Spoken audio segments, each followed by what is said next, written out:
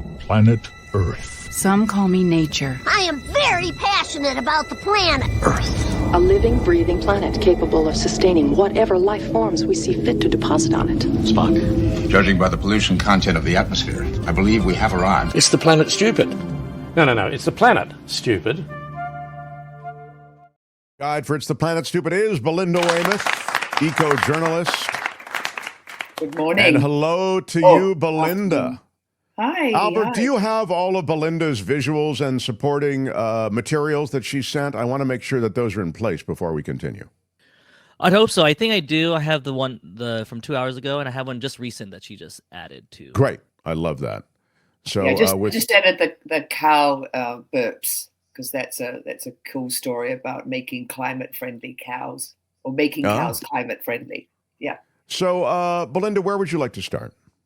Well, I really wanted to talk about what happened. We didn't really discuss it on the show at the time, but it was a really big environmental moment when the Klamath River, I hope I'm pronouncing it correctly, Klamath River on the California-Oregon border, the final dam came down. There were 4 dams on it for a century, a 400-mile stretch of the river. Federal approval for the removal of these 4 dams was only given in 2022. So the fact that by 2024, August 2024, the end of August, the last one came down was really huge. Yep, there it is. There it is, the river. Now, when the dam comes down, Belinda, from an environmental standpoint, what does that mean? Why is that important? Okay, so hugely important. It's really important for all the native tribes, the indigenous tribes that have lived in this area for centuries, because of the species, that their culture, and also, they eat these fish, but it's also their culture is really about the Chinook and the other salmon species that are there, and also all the other species. But the thing we know about dams is their reign is over. And yes, that pun is totally intentional. Dams block a river, they hold the water, and then we release it to put through the electro-hydro plant, and we produce all this electricity. And they have been an incredibly important source of energy. And they are, and this is really significant, so this sort of change that we're going through with sort of realizing how damaging dams are to the ecosystems, because all this silt builds up behind the dam. The Chinook salmon, which have their spawning grounds way inside, way inland in fresh water, then go out to the ocean, and then they come back up the river to spawn. They can't do that when dams are there. And the silt that would be feeding ecosystems as it comes down the river, that gets blocked, and eventually these dams get dammed. They get dammed up by their own silt, so they get rendered inoperable. And the other thing that's crazy about this river was that it was only supplying 2% of Pacific Core, which got its electricity, some of its electricity profile from these dams. It was only 2% of the whole profile. But it was very controversial because there are a lot of farmers who really benefited from these dams, because what the dams on this river did was they redirected the routes of the rivers and lakes. I mean, lakes got drained, to make these dams, and they enabled farming to happen. So when back in 2021, when there were big droughts, there were real battles. This is really big when you see water being restored to its rightful, watershed, to flow in the way that it's meant to flow. It's big, really, really big. And the reason why this is such an environmental win is this took decades of activism on behalf of conservationists and the local native tribes. And the thing that was really clever that these tribes did, you can see this is a salmon that is really struggling because there's not enough water. And the thing also, when the water is really shallow like that, the salmon get on top of each other, which means any kind of virus or parasite that salmon is carrying gets transferred to the salmon that it's, sort of basically swimming on top of. And so parasites and viruses have also caused this incredible drop in population numbers. Species numbers, and not just in salmon, but then other species on this river went down by 90%. So really huge. And I sent a link from an Instagram account of an organization called Ecomi, and they do this fantastic media on positive news stories, because the tribes that wanted to have their waterways restored have been stockpiling 18 billion seeds to get ready for this moment when the rivers would run free again, of 100 different native species. That's them enacting what's going to happen. There's the water coming back. But they have been getting ready for this incredible restoration project, because what happens when you upset habitat, like, what happens when you have a dam and you're stopping water going down its natural course, or the sediment buildup happens. When you mess with basically the land around it, you leave that land really, really exposed and vulnerable to invasive species and to erosion. And so what these tribes did was they stockpiled 18 billion seeds to be ready, of native species that would help stop erosion and stop invasive species bound to get in. And here they are, hand, seeding this land to restore it. So it's amazing, and That's wonderful, just wonderful. Yeah, it's really huge, and it's a real blueprint for what can happen with other dams around the world that are being taken out. And we talked about this on the show a couple of weeks ago with Zambia, because Zambia was, with the Zambezi River being one of their main sources, they were set to be at 100% renewables, but completely relying on hydro and dams. But what stopped that? Well, in February, the Zambezi was a trickle. There was no electricity to be produced because there was no river flow. So the thing about dams, and the reason why their reign, pun again, is over, is because the technology is completely outdated. We're living in a post-dam era. Their technology is outdated. There are better technologies for renewable energy. The water gets warm, and the warm water is super bad for, a dam, basically, a reservoir that's holding water can heat up way more than flowing water. So that's bad for the species that are in it. And then they're absolutely vulnerable to climate change and droughts. If there's a drought and there's no water flowing, the dam doesn't work. In Zambia, they were without electricity because they relied 84% on their dams and hydro, and only 13% on coal. So they had to switch to coal. They were lucky if they got 3 hours of electricity a day. And that's for the 43% of the country that is hooked up to electricity. You've got 57% of the country that doesn't get electricity. So for the 43% that were, they were down to zero, except for those 3 hours a day that they were, then getting from coal. And I mention all of this sort of for this bigger picture of dams and where we need to go. And we need climate change proof renewable energy sources. And so that's why, obviously wind and solar and, battery storing energy that can then release it, the power that they use to put those, we've talked about them before, the huge weights into a building. And then when you need the electricity, you let the weights all fall, and the the energy. It's incredible. Still, when you talk about it, it's incredible technology. I know. Yeah, it is. And so we really need to be, pivoting and focusing on renewable energy that will work. And of course, in the 1900s, when we were building all these dams, they seemed great. They seemed fantastic, and water was this plentiful, resource. But we're living in different times, so we have to innovate. Let me ask you about this red algae feed. Yeah. It's kind of a wild thing. Yeah. Explain, you'll explain what it does, but explain, there's a problem that it's addressing, right? Yeah. So methane is, it's a small part of the greenhouse gases. 75% roughly is, of our greenhouse gases is carbon dioxide, and only 16% is methane. But methane over its lifetime, 25 times stronger as a heat trapper than carbon. So methane is very important, and 40% of the methane comes from agriculture, and I'm afraid to say that it comes from our friends, the lovely bovines, the cows, and it comes from let's just call it their off-gassing, shall we? Right. Their flatulence or whatever. Yeah, their flatulence, and also their burps. Their burps are super methane laden as well.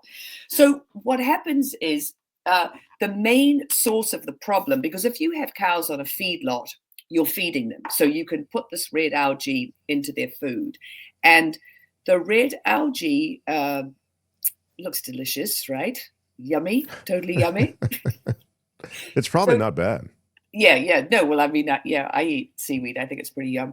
So the algae does this thing inside a cow to reduce the methane, because when they're eating, grass, it's super fibrous, and there's a lot of methane produced. Obviously, it's one of the, the waste products of the digestion of the grass.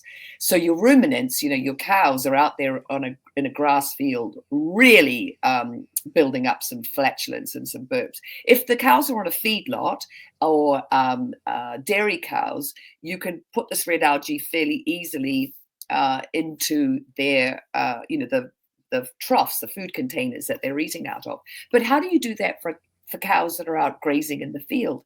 But what these red algae food, producers for specifically for cattle have done is they've produced a machine that the cows, they want to eat the pellets because they're yummy, and they've laden them with red algae. And the other thing is the cows have to put their heads inside these contraptions, and when they do that, there's a little monitor that's measuring how much methane is in their breath. And wow. Yeah. So super cool. And the thing is, as soon as they start eating the red algae, it affects the methane production right away. And even if they stop eating the red algae, they've still got less methane that they're giving out for 5 weeks following these test periods. But if you could feed it to them all the time, because we're not getting rid of our cows, that's not going to happen. But let's make cows climate friendly. Let's help cows to help us. And so this is, one way that we can do it. I mean, they're doing all sorts of amazing things with agriculture. There's another story about how I think it's a milk producing, so it's a dairy operation, and they're using the heat that the cows give off, to heat their buildings and to heat other buildings, collecting the energy that comes from the animals, collecting energies, at the point source, like where heat is actually made, rather than, we have to go and create all this electricity using hydro or other things. What about where we've actually got a source of it? If we can, capture that heat and use it, we're at the source, so we're not going to have all the energy waste that happens with what we see as more traditional ways of generating energy. So I'm just really excited about the innovations that are happening, and the reason. And Albert, if you could put it up, the link to Ecomi, because there are only 4 of these people, and they are putting out these reels on Instagram, and they're my Christmas present, my holiday present to our audience, because they and especially for you, Kim, because there's good news in these things, and there's a fantastic one that just came in, the most recent one, about how they're using actual real life clams in water treatment facilities, because the clams react and tell you if the water is clean or not. And they don't, and the clams are kind of held in place for a while, but they only work them for a few months, and then they release them back into the habitat and they bring in new clams. But clams are a great way, and they're using them. I think the only place in the US it's using them is in Minnesota, in a water treatment facility. But this is a natural way, rather than using chemicals and science. We can actually use are they a bivalve, or they're not a mollusk clams? I think they're a bivalve. Use a little, bivalve from our natural, and you just need 5 of them per water facility, or, depending on how big it is. And they will let you know, the water is clean, or no, this water is yucky, don't drink it. And then they say you retire them very quickly because they've done a good job. They've had a desk job for a while. They've worked hard, set them free again, and also they don't want them to get too acclimatized to that water in a water treatment facility. They want them back out in their their natural state. Habitat. Yeah. Bring Kim, in you the had new something? clams.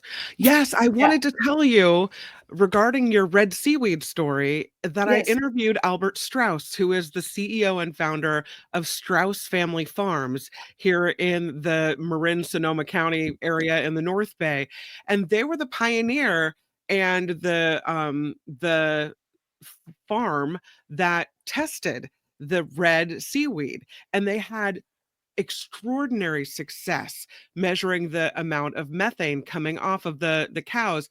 And also and to talk about being carbon neutral, the seaweed was being grown and harvested right off the coast of Marin County, so it wasn't very far away from the farm. So they're really excited about this research. The results were incredible, and they're hoping that it spreads. So given your story, I'm thinking that it is spreading, and that this is going to be something that we can do, because you hear the stories about methane being a problem, right? And the dairy industry, agriculture being a major contributor to global the climate crisis.